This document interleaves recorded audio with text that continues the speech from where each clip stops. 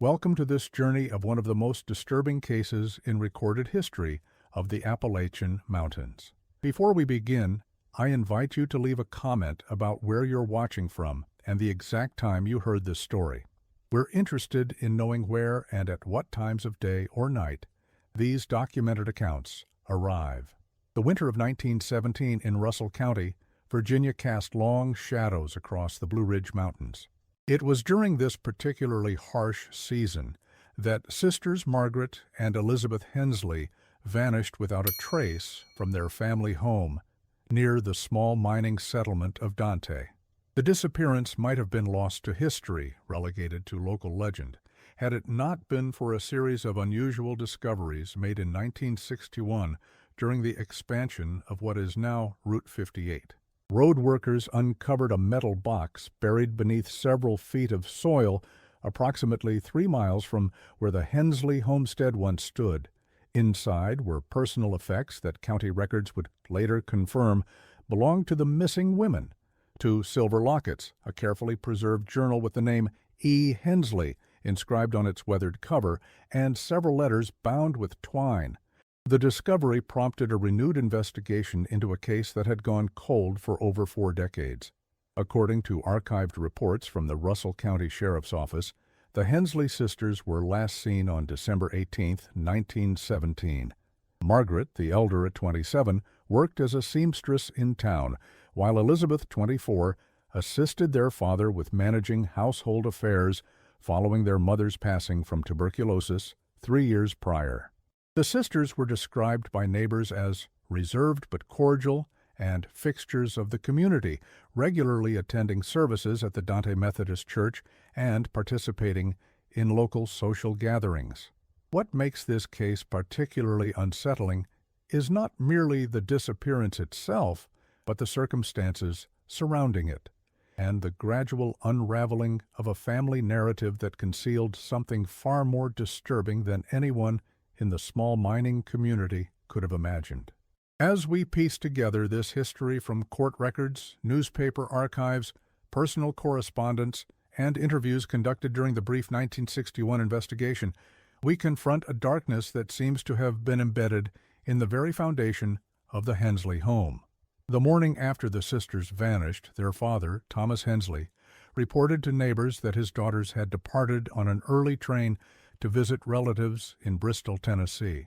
He appeared, according to multiple accounts, untroubled by their sudden departure. When questioned further, he explained that the visit had been arranged hastily after receiving word that their maternal aunt had fallen ill.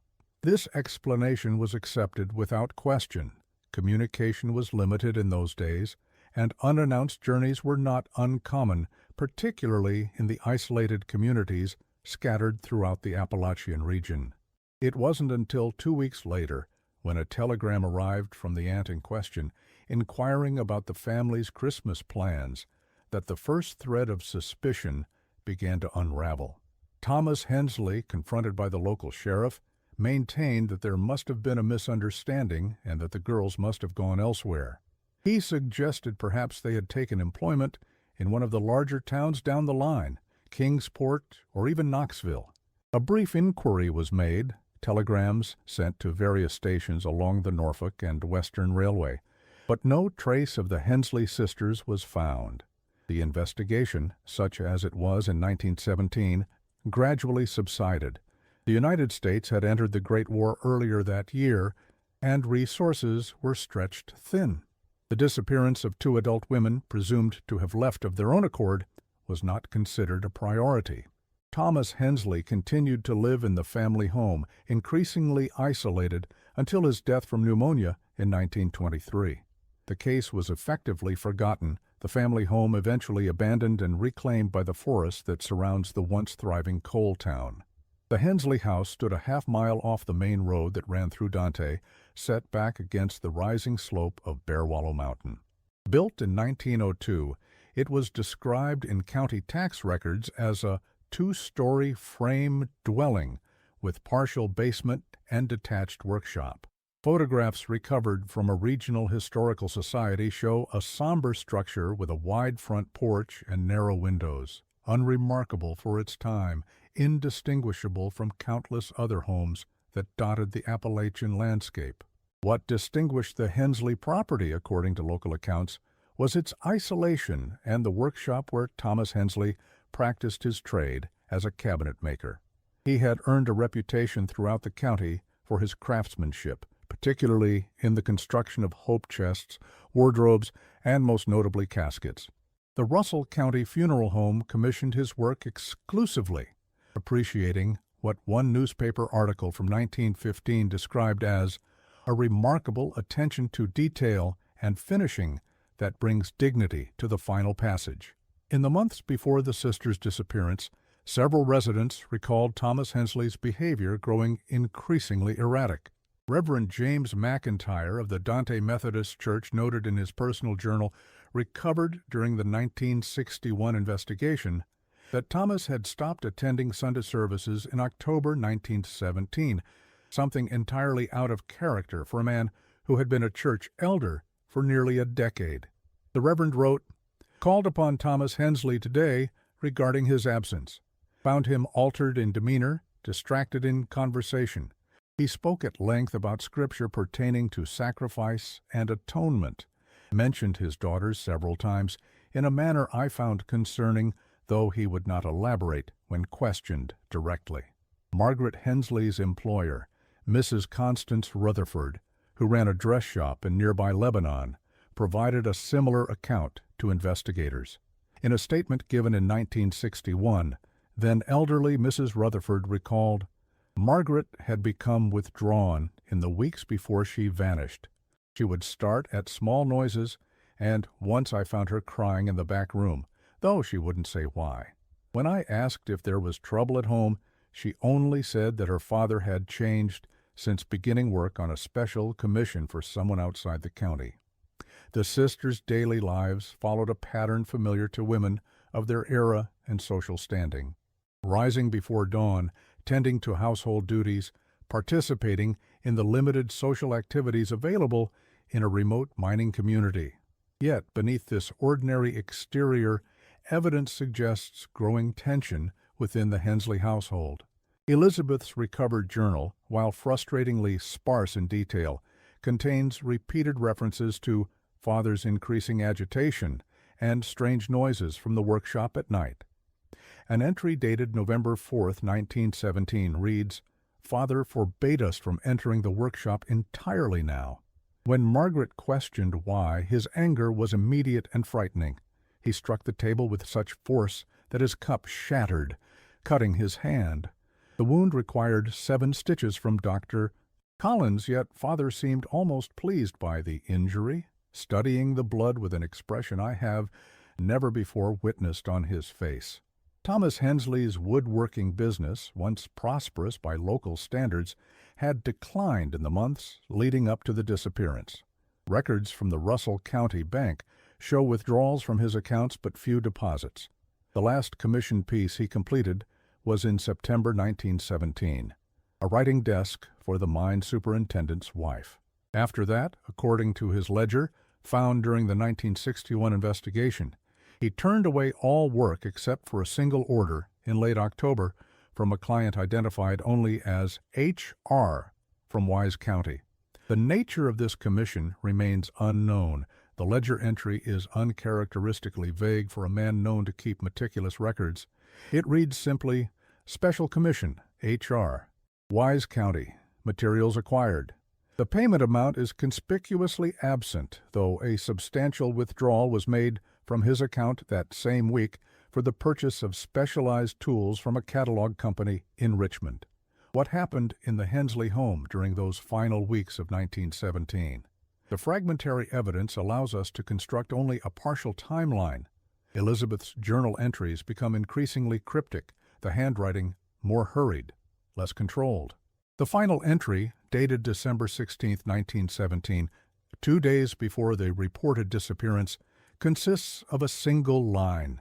"He watches us constantly now. The workshop door remains locked, but something within calls to him. Margaret says we must leave before..." The entry ends abruptly. The remaining pages are blank.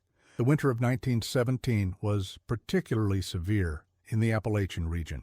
Meteorological records from the period indicate temperatures fell to record lows, with snowfall accumulation exceeding 30 inches in some areas by mid-December. Such conditions would have made travel difficult, if not impossible, on the rudimentary roads connecting the isolated communities. This fact alone casts doubt on Thomas Hensley's claim that his daughters departed by train, as reaching the nearest station would have required navigating nearly impassable terrain. Peculiarly, none of the neighbors recalled seeing the sisters leave, despite the Hensley home being visible from several nearby properties. Mrs. Eleanor Whitaker, whose family owned the adjacent farm, stated in an interview given to the Bristol Herald-Courier in 1961, "I remember that morning clearly. There was fresh snow, and I was up early tending to our livestock. I would have seen anyone leaving the Hensley place, particularly trudging through nearly 2 feet of snow. There were no tracks, no sign of departure. And when Thomas told us later they had gone, I didn't question it, but I did wonder." In the days following the sisters' alleged departure, Thomas Hensley's behavior reportedly shifted dramatically. Walter Jenkins, who operated the general store in Dante, recalled, "Thomas came in daily for nearly a week after the girls were gone, bought unusual amounts of supplies, kerosene, lye soap, new tools, kept to himself more than usual. What struck me as odd was his clothing. Thomas had always been particular about his appearance, but now he wore the same shirt for days on end, and there were strange stains, dark, set in. When I asked after Margaret and Elizabeth, he would answer quickly, then change the subject. The workshop, always central to Thomas Hensley's livelihood, became the focus of his existence. Smoke from its chimney was observed at all hours, and the sounds of sawing, hammering, and an occasional unintelligible shouting carried across the snow-covered valley. Reverend McIntyre, increasingly concerned, attempted to visit again in early January, but was turned away at the door.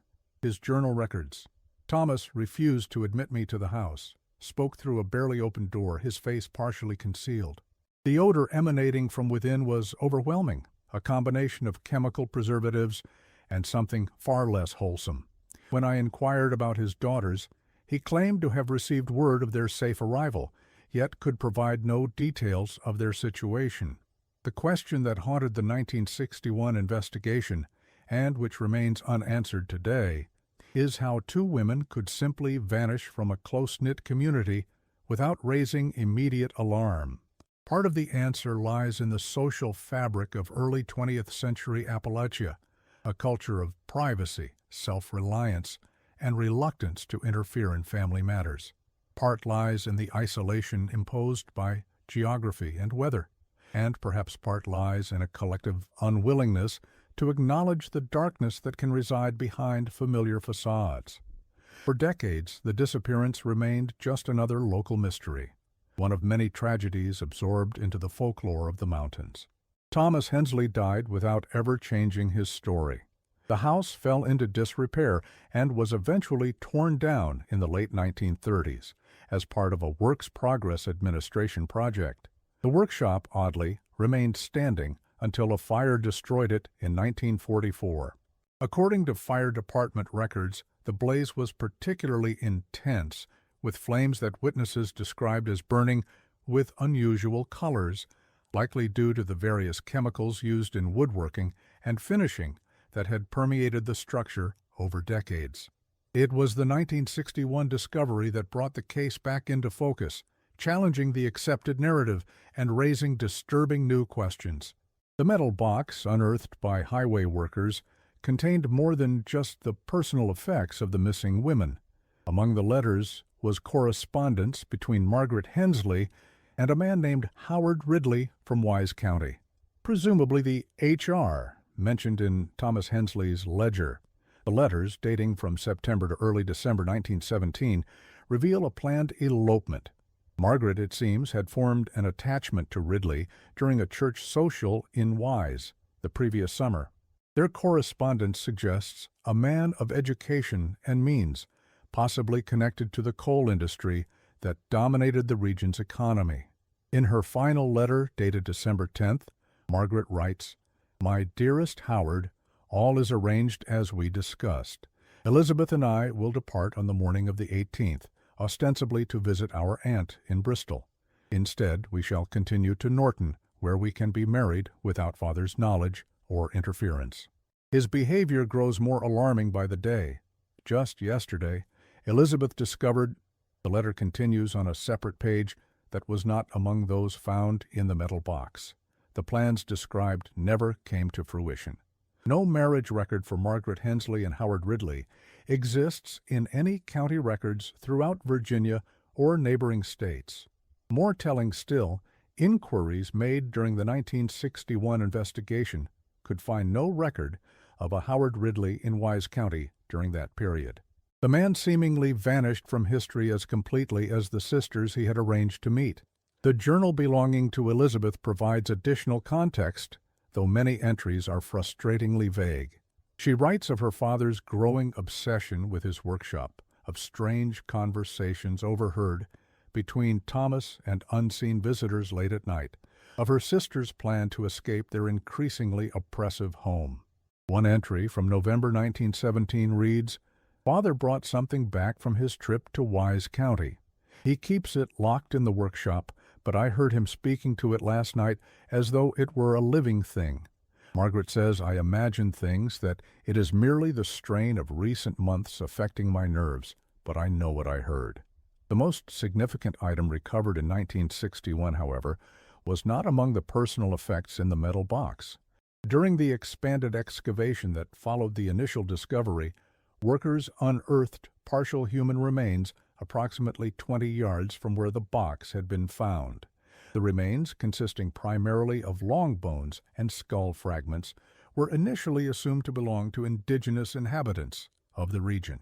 However, forensic analysis conducted at the University of Virginia determined them to be the remains of two adult females, aged approximately 25-30, who had died in the early 20th century.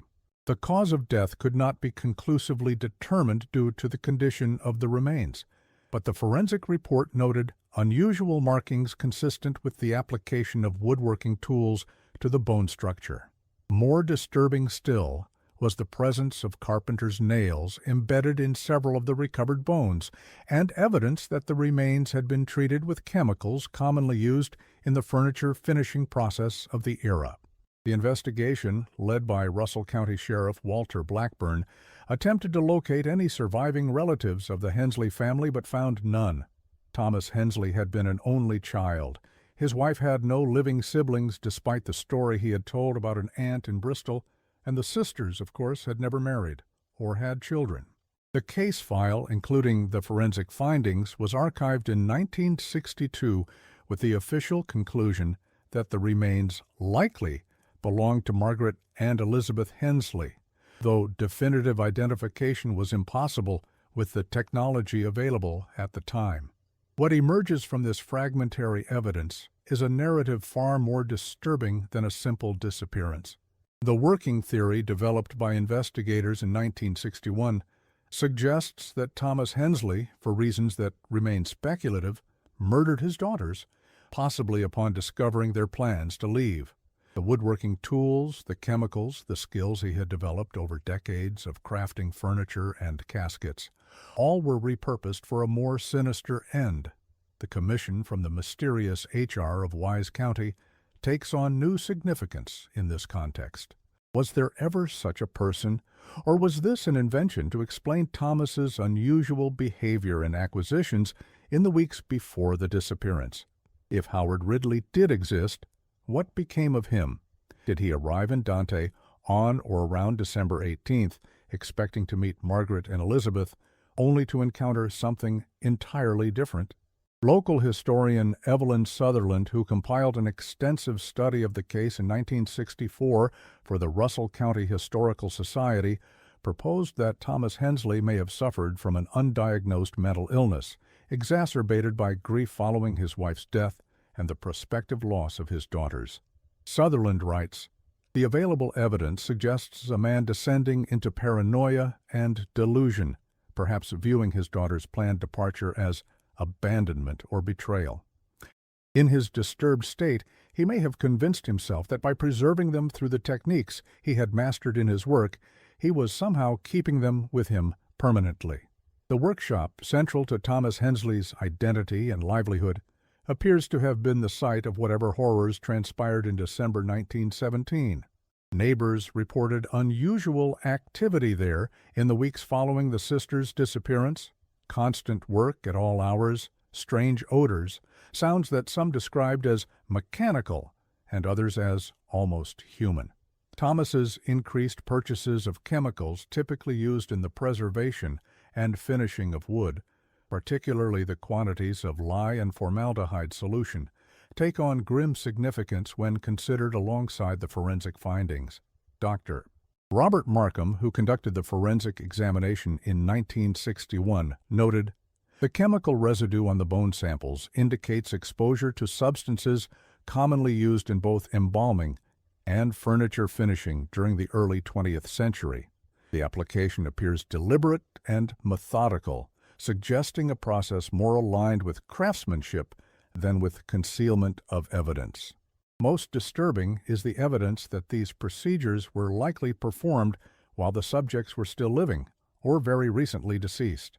In January 1918, approximately 1 month after the sisters vanished, Thomas Hensley was observed by several neighbors loading a heavily laden wagon in the pre-dawn hours. Walter Jenkins, the general store proprietor, recalled, "It was bitterly cold that morning. I was up early to stoke the store stoves before opening.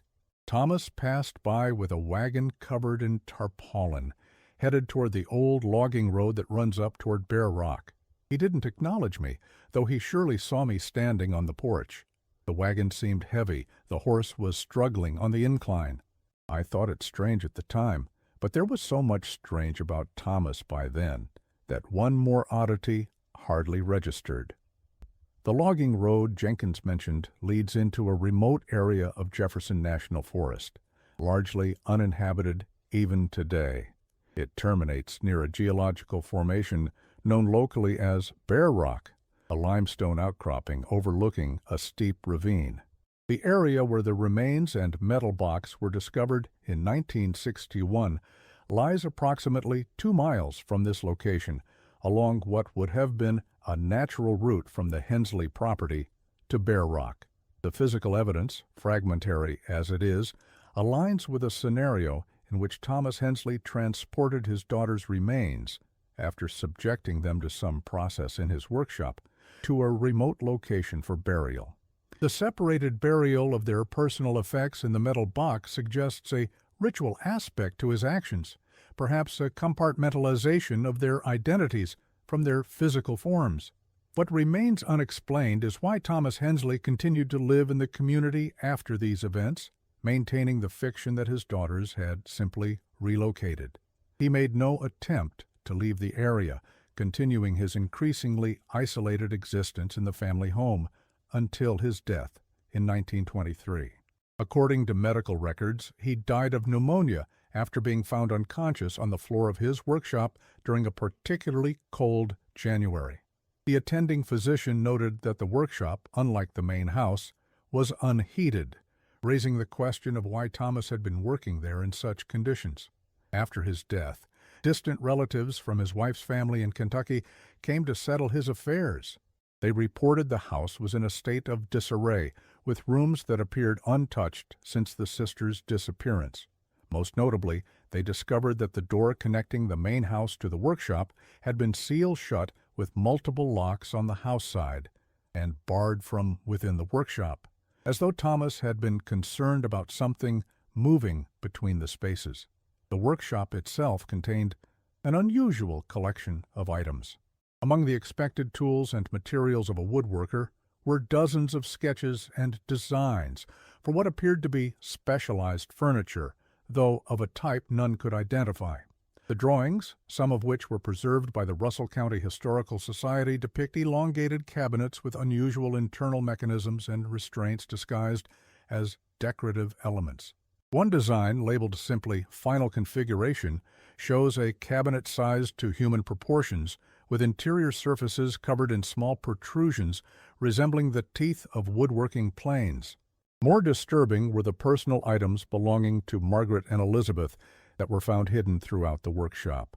Hairbrushes with strands still caught in the bristles, nightgowns carefully folded and sealed in oilcloth, pairs of shoes positioned as though their owners had just stepped out of them. These items were cataloged by the relatives and then, according to their account, burned along with much of the workshop's contents, an act they later described as necessary cleansing. The 1961 investigation, hampered by the passage of time and the destruction of much physical evidence, could establish only the broad outlines of what likely occurred. Sheriff Blackburn's final report concludes, while definitive proof remains elusive, the preponderance of evidence suggests that Thomas Hensley was responsible for the deaths of his daughters, Margaret and Elizabeth, on or about December 18, 1917. The manner of death appears to have involved techniques related to his woodworking profession, though the full extent of his actions cannot be determined from available evidence. The case, now closed by the passage of time and death of all involved parties, stands as one of the most disturbing in county records. Local interest in the case resurged briefly in the early 1960s following the highway discovery, but gradually subsided as the investigation concluded without definitive resolution. The remains recovered were eventually interred in the Dante Methodist Church Cemetery under a simple marker reading, Margaret and Elizabeth Hensley, returned home, 1961. The land where the Hensley home once stood has been reclaimed by forest, with only the foundation stones still visible among the underbrush. The site of the workshop is marked by a depression in the earth, a sunken rectangle where the structure once stood, now filled with decades of fallen leaves. Locals still avoid the area, claiming an unnatural stillness pervades the site. Birds fall silent, insects cease their constant chorus. Even the wind seems to hold its breath when passing through. In 1967, the Russell County Historical Society commissioned an archaeological survey of the area surrounding the former Hensley property, hoping to discover additional evidence that might further illuminate the case.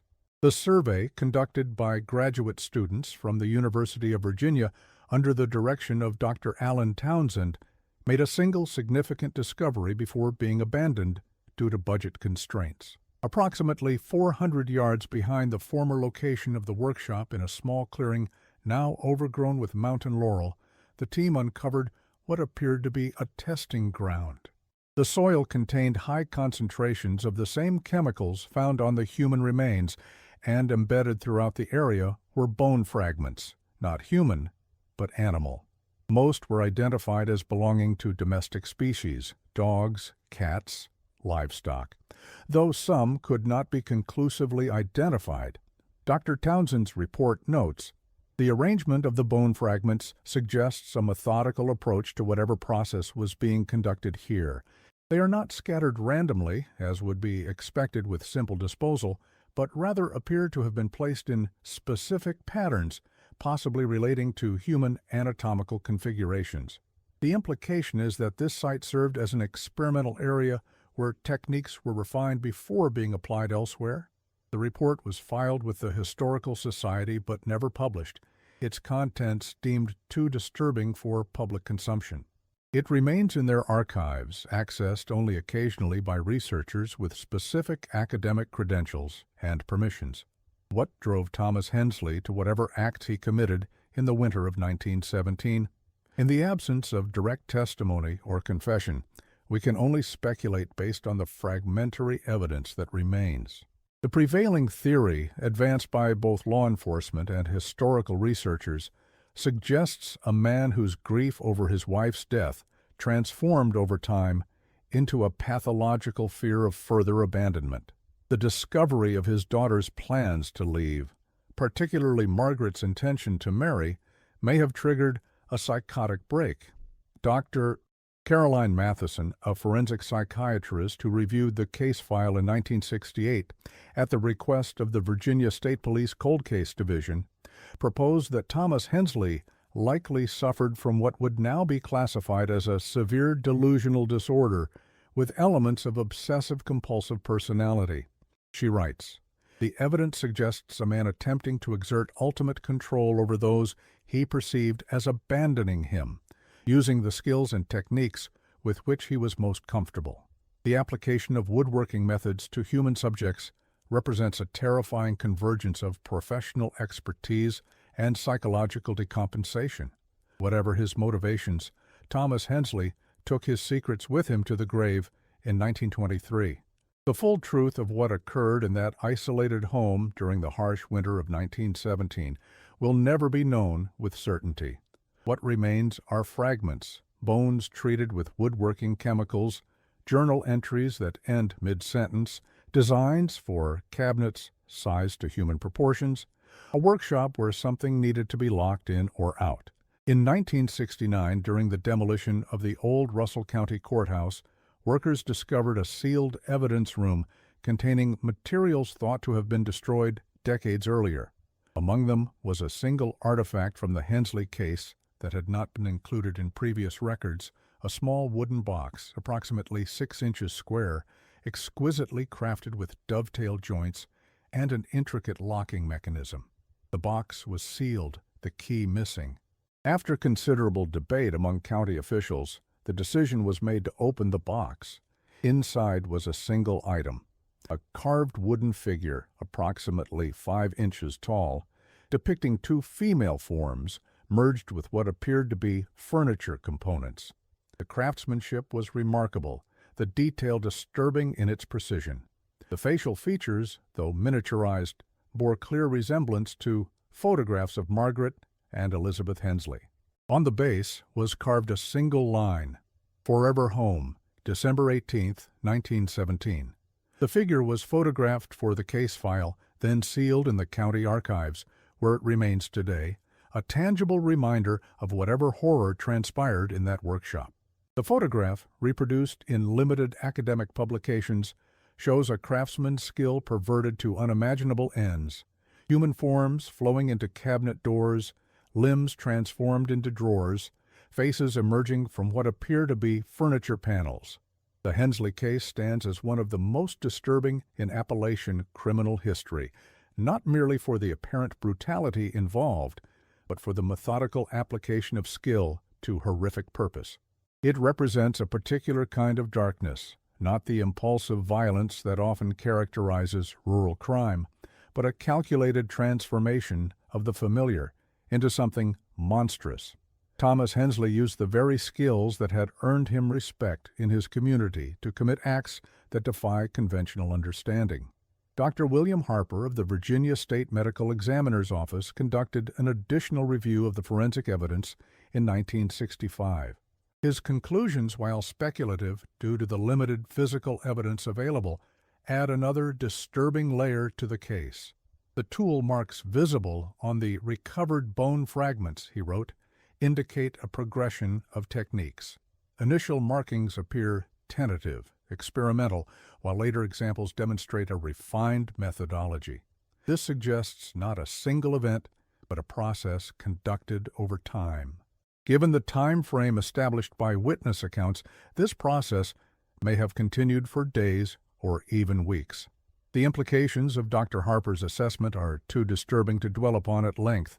They suggest that whatever Thomas Hensley did to his daughters, it was not a swift act of violence, but a prolonged procedure, one that he refined as he worked. This aligns with Elizabeth's final journal entry, which indicates her father was spending increasing amounts of time in his workshop in the days leading up to their disappearance. It also explains the sounds neighbors reported hearing from the workshop in the weeks following, sounds described variously as mechanical and almost human. The workshop itself appears to have been modified in the months leading up to December 1917. According to property tax assessments filed in September of that year, Thomas Hensley had made substantial improvements to the structure, including the addition of a partial second floor, reinforcement of the walls, and the installation of a more robust chimney and ventilation system. These modifications, innocuous in isolation, take on a more sinister aspect when considered alongside the other evidence. Particularly notable was the installation of a complex locking system on both the exterior door and the connecting passage to the main house. Mrs. Whitaker, the neighboring farmer, recalled in her 1961 statement, "Thomas became peculiar about that workshop. Had a blacksmith from St. Paul come out special to make locks for it. Not just one lock, mind you, but 3 or 4 on each door, and bars besides. Said he was working with valuable materials that couldn't be risked to theft, but there was nothing worth stealing in Dante in those days. We all looked after each other's things." The theory that has emerged from the accumulated evidence suggests a horrifying scenario. Thomas Hensley, perhaps upon discovering his daughter's plans to leave, subjected them to some process derived from his woodworking techniques, a process he had previously tested on animals in the clearing behind his workshop. The locked doors, the chemicals, the specialized tools ordered from Richmond, the modifications to the workshop itself, all indicate premeditation, not a spontaneous act of violence. More disturbing still is the possibility that the Special Commission from H.R. of Wise County was not merely a cover story or coincidence, but somehow connected to the sisters' fate. Was Howard Ridley, if he existed at all, complicit in whatever transpired? Did Thomas Hensley's apparent mental deterioration stem from some encounter or arrangement made during his visit to Wise County in October 1917? One tantalizing piece of evidence comes from a handwritten note found among Thomas's papers after his death. Addressed simply to H, it reads, "The work proceeds as agreed. The materials have proven suitable beyond expectation. Delivery delayed due to refinement of technique. Payment, as discussed, remains satisfactory." The note is undated, but appears on stationery matching other documents from November 1917. The implications of this note, if indeed it refers to the sisters, are almost too horrific to contemplate. It suggests a transaction of some kind, an arrangement between Thomas Hensley and an unknown party, possibly the mysterious Howard Ridley or H.R. from Wise County. What sort of agreement could involve 2 women, one's own daughters? What work and materials could refer to human beings? And what form of payment could compensate for such an unthinkable act? Dr. Matheson's psychological assessment offers one possible explanation. The evidence suggests a man in the grip of a severe delusional system, possibly with elements of religious or mystical belief. The references to sacrifice noted by Reverend McIntyre, the timing coinciding with the death anniversary of Mrs. Hensley, the ritualistic aspects of the burial. These point to a mind attempting to impose order on emotional chaos through horrific means. The agreement referenced may have been entirely internal, a bargain struck with his own delusion. This interpretation aligns with what is known of Thomas's increasingly erratic religious beliefs in his final years. Reverend McIntyre's journal contains multiple references to Thomas's preoccupation with obscure biblical passages, particularly those dealing with sacrifice and resurrection. In one entry from October 1917, the Reverend writes, "Thomas spoke at length today about the nature of transfiguration. His understanding of Scripture has taken a disturbing turn, focusing exclusively on passages that might be interpreted as permitting violence in the name of preservation or purification. When I attempted to guide him toward more conventional interpretations, he became agitated, insisting I lacked the vision to understand the higher work. The town of Dante has changed considerably since 1917. The mines closed decades ago. Many of the original structures have been replaced or repurposed, and the population has dwindled to a fraction of what it once was. Yet the story of the Hensley sisters persists in local memory, passed down through generations, emerging in hushed conversations when the name of the family or the location of their former home is mentioned. Some residents claim to have heard sounds emanating from the forested area where the workshop once stood, the rhythmic rasp of a saw, the tap of a hammer, occasionally something that might be mistaken for distant voices. Others report dreams in which they encounter 2 women standing motionless among the trees, their forms rigid and unnatural, their eyes fixed on some middle distance, their mouths open as if to speak, but producing no sound. These are, of course, the embellishments that naturally accrue to tragic events over time, the folklore that develops in the vacuum left by incomplete explanations. The documented facts of the case are disturbing enough without supernatural enhancement. Two women who planned escape, a father who may have used his woodworking skills to ensure they never left, remains bearing the marks of tools meant for crafting furniture, not ending lives. In 1963, during the height of the renewed investigation, a reporter from the Roanoke Times spent several days in Dante interviewing elderly residents who had known the Hensley family.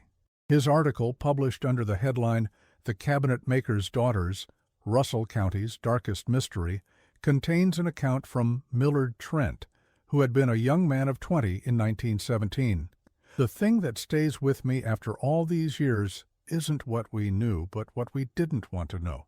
There were signs, you understand, things we all saw but didn't speak of. The way Thomas changed, the way he looked at those girls in the months before they vanished, not like a father at all, but like a man contemplating fine timber, assessing its grain and potential. And after they were gone, the sounds from that workshop. I passed by late one night in January, heard something that wasn't tools or machinery, something that sounded like movement, restrained, struggling, but we didn't ask questions in those days. Some things, once known, can't be unknown. Trent's account, while potentially colored by decades of hindsight and local rumor, aligns disturbingly well with the physical evidence recovered in 1961. The human remains showed signs of restraint, grooves in the bones consistent with prolonged pressure from fixed bindings. The chemical analysis revealed traces of substances that would have rendered a person immobile but conscious, chloroform in quantities suggesting repeated application rather than a single lethal dose. Most telling were the tool marks, which forensic experts determined had been made both before and after death.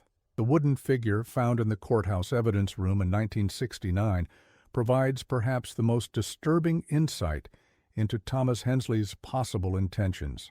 Experts in folk art and religious artifacts who examined photographs of the piece noted its similarity to certain obscure religious traditions involving the transformation or transcendence of the human form.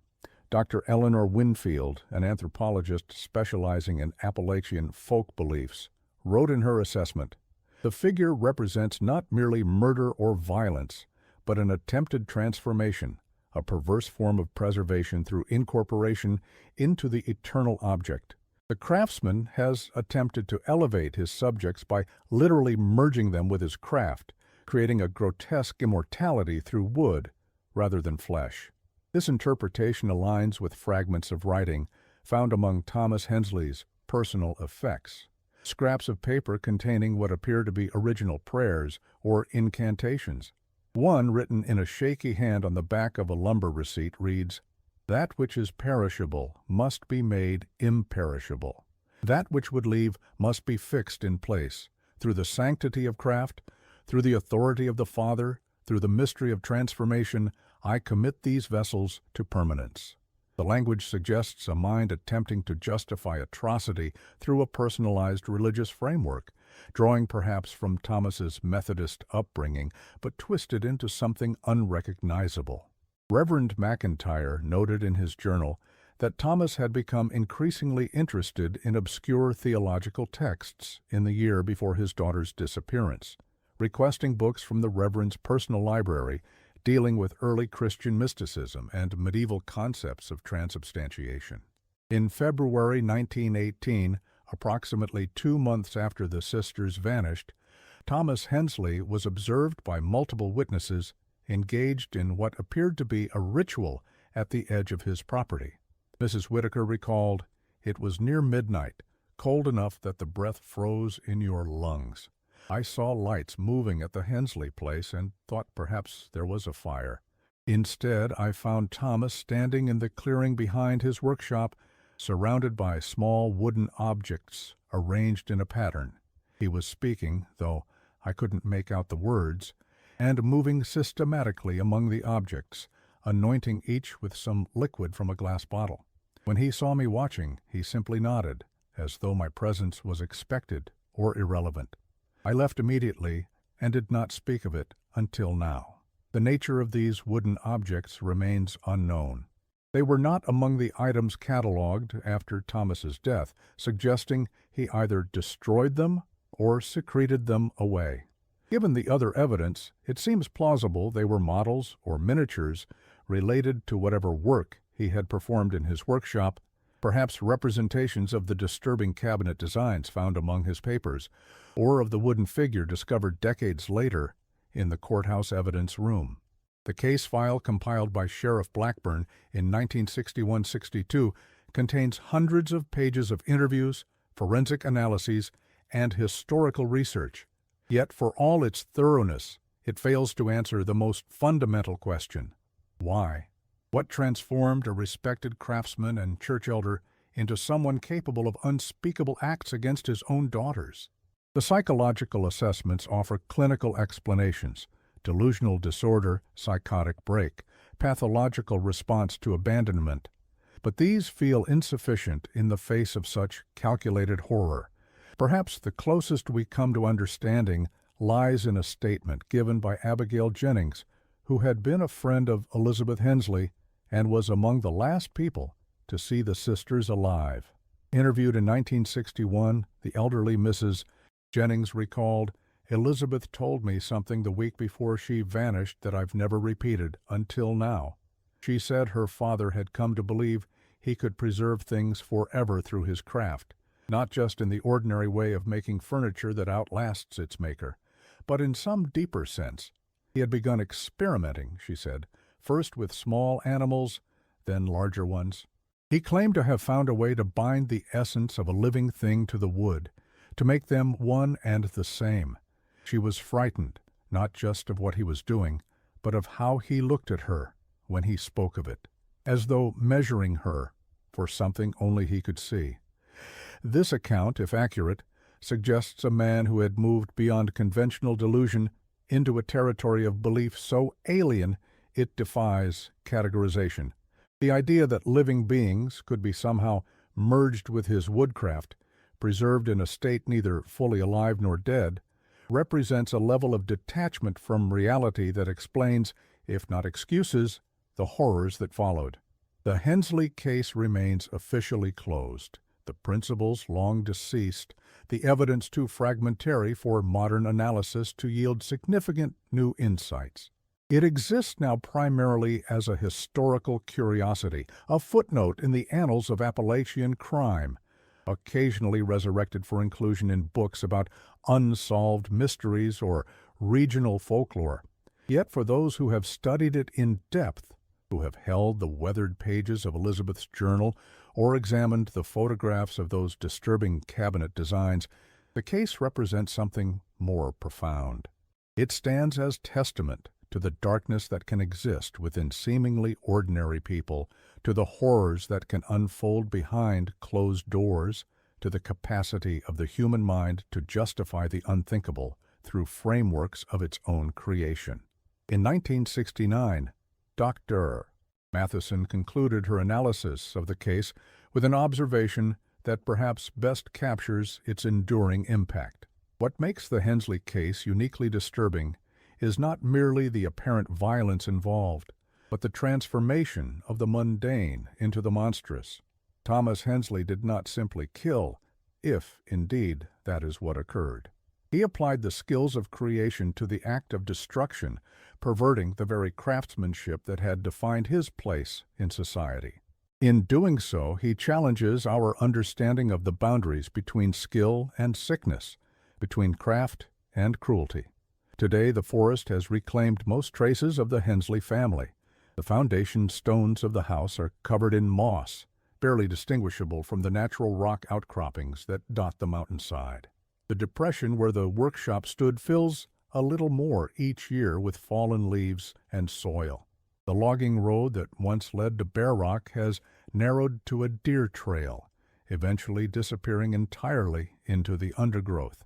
Yet something of the story remains, embedded in the landscape itself. Those who hike the area report an inexplicable heaviness to the air around the former Hensley property, a quality of silence that seems deeper than the natural quiet of the forest. It is as though the land itself remembers what was done there, as though some echo of those events continues to reverberate through the hollow where two sisters once lived, and where they were perhaps transformed into something that was neither fully alive nor truly dead. In the spring of 1968, a graduate student from the University of Virginia's anthropology department spent several weeks in Dante gathering oral histories related to the Hensley case. Among the recordings he made was an interview with Samuel Crawford, who had been a boy of 14 in 1917 and had occasionally assisted Thomas Hensley with deliveries and other tasks around his workshop. Crawford, then in his mid-60s, provided an account that had not previously been included in any official record. There was a room in the workshop, Crawford recalled, a small space partitioned off in the northwest corner. Thomas never allowed anyone to enter it, said it contained specialized equipment that could be damaged by untrained hands. But once, when he was occupied with a customer in the main house, I glimpsed inside. The room contained a single item, a cabinet unlike any I had seen before or since. It stood perhaps 7 feet tall, its surface elaborately carved with patterns that seemed to shift the longer you looked at them. What struck me most were the doors, not hinged at the side as one would expect, but designed to close from top and bottom, meeting in the middle, and they were fitted with an elaborate locking mechanism that could only be operated from the outside. Crawford's description aligns disturbingly well with one of the designs found among Thomas Hensley's papers after his death, a sketch labeled Vessel of Permanence that depicts a cabinet with precisely such a configuration. The accompanying notes, partially deciphered by historical researchers, contain references to the position of stasis and the binding of essence to form, phrases consistent with the strange beliefs Abigail Jennings attributed to Thomas in her statement about Elizabeth's final confidences. The cabinet Crawford described was not among the items catalogued after Thomas's death, nor was it mentioned in any inventory of the workshop's contents following the fire that destroyed the structure in 1944. Its fate, like so much else in this case, remains unknown. Yet its very existence, if Crawford's account is accurate, provides a tangible link between Thomas's disturbed beliefs and the fate that may have befallen his daughters. The metal box discovered in 1961, along with its contents, is now preserved in climate-controlled storage at the Russell County Historical Society. The personal effects of Margaret and Elizabeth Hensley, the lockets, the journal, the letters, are occasionally displayed as part of exhibitions on regional history, though always with careful contextualizing to acknowledge the tragic circumstances surrounding them. The wooden figure found in the courthouse remains sealed away, deemed too disturbing for public viewing. Those few who have seen it firsthand describe an object of remarkable craftsmanship and profound wrongness, something that should not exist, yet demonstrates undeniable skill in its creation. It stands as perhaps the most fitting emblem of the case itself, a beautiful object that contains unimaginable horror, a demonstration of how thoroughly the familiar can be transformed into the monstrous. As with many historical mysteries, the passage of time ensures that certain questions will never be fully answered. Did Thomas Hensley act alone? What exactly transpired in that workshop during those winter weeks of 1917? Was there ever a real Howard Ridley from Wise County, or was he an invention either of Margaret's imagination or her father's paranoia? The answers lie buried with those involved, carried to whatever darkness awaits beyond the final threshold. What remains is the story itself, a cautionary tale about the secrets that can hide behind ordinary facades, about the darkness that can dwell within seemingly normal people, about the terrible applications to which ordinary skills can be put when twisted by madness or obsession. It reminds us that often the most profound horrors are not supernatural but entirely human in origin, crafted not by mysterious outside forces, but by hands much like our own, guided by minds that have turned away from light toward unimaginable shadow. In 1966, a retired mining engineer named Joseph Blackwell came forward with an account that added yet another layer to the mystery.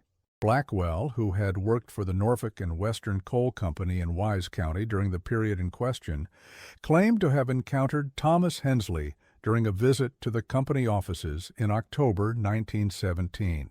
According to Blackwell, Hensley was in the company of a well-dressed man who introduced himself only as Howard, a representative of private interests in the furniture industry. They were discussing a commission of some kind, Blackwell recalled. I didn't hear the details, but I remember the man saying something about specialized containment and long-term preservation. Hensley seemed nervous but eager, mentioning techniques he had developed that would meet these requirements. I thought they were discussing storage solutions for mining records, or perhaps specialized caskets for mining accidents. It was only years later, when I heard about the disappearance and the later discoveries, that I connected the conversation to what might have happened. Blackwell's account, if accurate, suggests that the mysterious H.R. Hyde from Wise County, presumably the Howard he encountered, may indeed have been a real person, and that the special commission mentioned in Thomas's ledger was not merely a cover for his deteriorating mental state, but an actual arrangement with an outside party. This raises disturbing possibilities about the nature of that arrangement, and whether others might have been complicit in whatever fate befell the Hensley sisters. The timing aligns with what is known from other sources. Thomas Hensley's bank records show he traveled to Wise County in mid-October 1917, withdrawing funds for the journey on October 12th and making a substantial deposit upon his return on October 17th. This deposit, $250, a significant sum in 1917, has no corresponding entry in his business ledger, suggesting it came from an unofficial source or for services he preferred not to record. It was shortly after this trip that Thomas's behavior reportedly began to change dramatically. Reverend McIntyre noted his absence from church services beginning October 21st. Mrs. Rutherford recalled Margaret becoming increasingly withdrawn at the dress shop around the same time. Elizabeth's journal entries from late October onward make repeated references to her father's altered demeanor and the strange noises from his workshop at night. The archaeological survey conducted in 1967 found evidence suggesting that Thomas's experiments with animal remains began in this same period. Carbon dating of organic material recovered from the testing ground behind the workshop indicated activity primarily in the October-November 1917 time frame, aligning with the period between his return from Wise County and the sisters' disappearance in December. What agreement might have been struck during that visit to Wise County? The fragmentary evidence allows for multiple interpretations, none of them comforting. Was Thomas commissioned to create some specialized furniture that, in his deteriorating mental state, he conflated with his daughters? Was the mysterious Howard aware of Thomas's disturbed beliefs and exploiting them for some purpose of his own? Or was the arrangement more sinister from the outset, with both parties understanding that living subjects would be involved? The absence of any record of a Howard Ridley in Wise County during this period, despite extensive searches of company employment records, tax rolls, and local directories during the 1961 investigation, suggests either an alias or a visitor from elsewhere. The coal industry of the era attracted investors and representatives from across the eastern seaboard, many of whom passed through briefly without establishing local residence.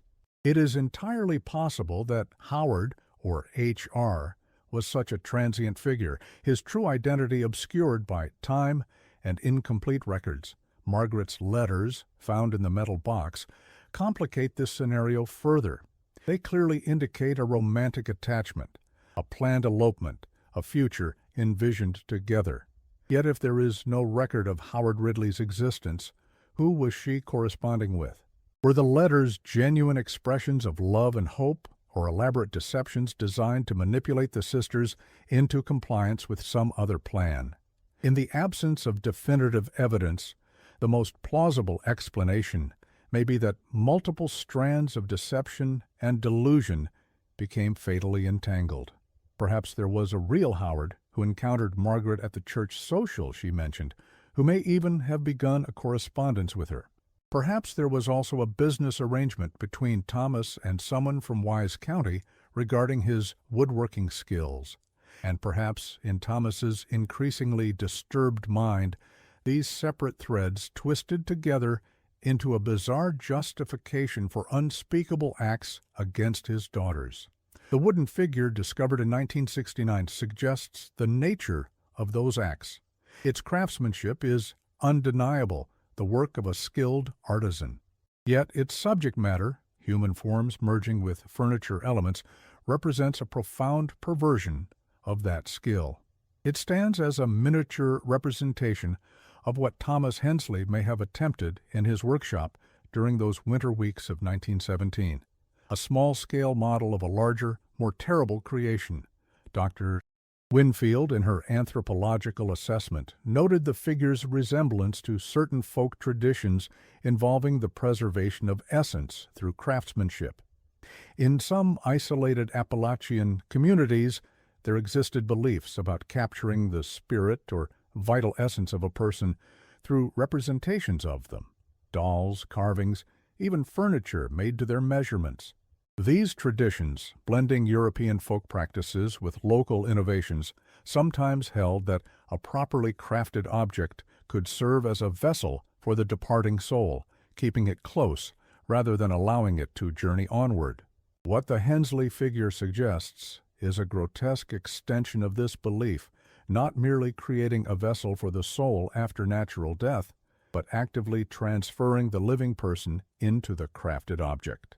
Such beliefs, if indeed they informed Thomas Hensley's actions, represent a profound detachment from conventional reality. Yet they align disturbingly well with the physical evidence, the specialized tools ordered from Richmond, the chemicals used in furniture preservation, the modifications to his workshop, the cabinet Crawford glimpsed with its unusual configuration. They suggest not merely murder, but an attempt at transformation or preservation through craftsmanship, a literal merging of human beings with the products of his trade. In 1968, a forensic odontologist examining the skull fragments recovered in 1961 made a discovery that had been overlooked in the original analysis. Several of the teeth showed evidence of a distinctive procedure, the removal of dental pulp and its replacement with a substance later identified as a mixture of wood resin and formaldehyde. This procedure, unknown in conventional dentistry of any era, appears to have been performed while the subjects were still living, based on evidence of bone healing around the dental work. Dr. Markham, who had conducted the original forensic examination, commented on this finding in a supplementary report. The dental modifications represent perhaps the most disturbing aspect of this case. They suggest a methodical approach to transforming living subjects through techniques adapted from woodworking and embalming practices. The replacement of living tissue with preservative materials, performed incrementally rather than after death, indicates a process of gradual transformation rather than simple murder. The suffering this would have entailed is incalculable. This finding aligns with the account provided by Millard Trent, who reported hearing sounds of restrained struggling from the workshop in January 1918, weeks after the sisters had supposedly departed. It suggests that whatever process Thomas Hensley subjected his daughters to, it was not swift, and it may have continued well after their reported disappearance. The physical evidence, fragmentary as it is, points to a scenario almost too horrific to contemplate. Two women, confined in a specially designed cabinet in their father's workshop, subjected to a gradual process of transformation through woodworking techniques and chemical preservatives. Their living bodies incrementally altered through procedures derived from furniture crafting and embalming, all in service of some delusional belief about preservation or permanence. The wagon observed by Walter Jenkins in January 1918 loaded and heading toward the remote area where the remains were later discovered, likely represents the final stage of this process, the disposal of what remained after Thomas had completed whatever transformation he envisioned, perhaps keeping some portion of his work in the workshop itself. The sealed room in the main house, discovered by relatives after Thomas's death in 1923, with the door to the workshop barred from within, suggests he may have eventually come to fear his own creation, to believe that whatever he had made in that workshop had taken on a life or presence of its own. The multiple locks, the barricade, the separation of living space from working space, all indicate a man who had come to dread what existed on the other side of that door. What ultimately became of Thomas Hensley's creation remains unknown. The workshop burned in 1944, destroying whatever might have remained within it. The remains recovered in 1961 represent only a portion of what would have been expected from two adult women, suggesting that other portions may remain undiscovered, perhaps incorporated into whatever Thomas crafted in his workshop during those winter months of 1917-18. The metal box, unearthed by highway workers, appears to have been a deliberate preservation of identity separate from physicality, the personal effects of Margaret and Elizabeth set apart from their transformed remains. Its careful burial, approximately 20 yards from where the bone fragments were discovered, suggests a ritual aspect to their final disposal, a separation of who they had been from what they had become. In the hills of Appalachia, where history and folklore intertwine like the roots of ancient trees, the story of the Hensley sisters continues to resonate. Not as a ghost story, though elements of the supernatural have attached themselves to it over decades of retelling. Not as a murder mystery, though its central questions remain unresolved. But as a reminder of how thoroughly the familiar can be transformed into the monstrous, of how completely the human form can be violated by human hands, and of how absolutely ordinary surroundings can contain extraordinary darkness. The next time you pass an abandoned homestead in the mountains, its windows empty as sightless eyes, its door hanging open like a silent mouth, consider what stories its walls might tell if they could speak. Consider what secrets might lie buried beneath its foundations. What echoes might still resound within its empty rooms. For in such places, time moves differently, memory lingers longer, and sometimes, if you listen carefully in the gathering dusk, you might hear something that sounds almost like distant voices, calling from somewhere beyond the veil that separates what we know from what we dare not imagine.